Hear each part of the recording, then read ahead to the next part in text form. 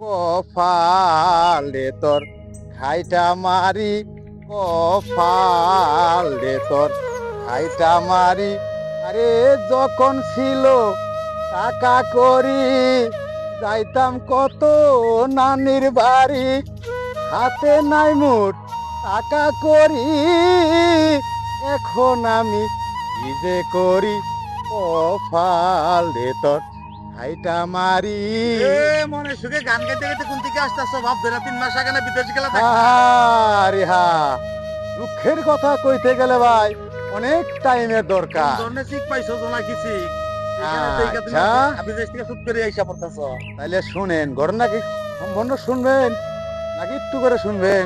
বলেন দেখি একটু শুনি। তাইলে শুনেন, আমার একটি দালাল বুঝছেন, একবারে নিজস্ব ঘনিষ্ঠ মানুষ, স্বাস্থ্য মানুষে আমারে পাঠাইছে মালয়েশিয়ার দাম মানে।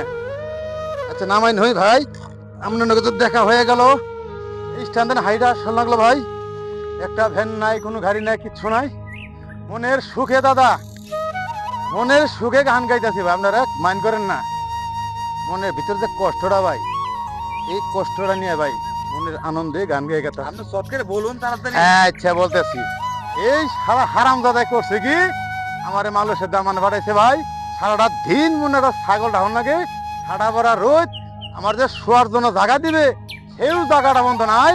এই ছাগলের সোনার মধ্যে কাজ করে ফেলাইতে হয়, খোয়াইয়া ফেলাইতে হয়, তাই দেখে খাবার দেয় কি দেয় না না দেয়, আমার কোনো দেখা সাক্ষাৎ নেই না ভাই।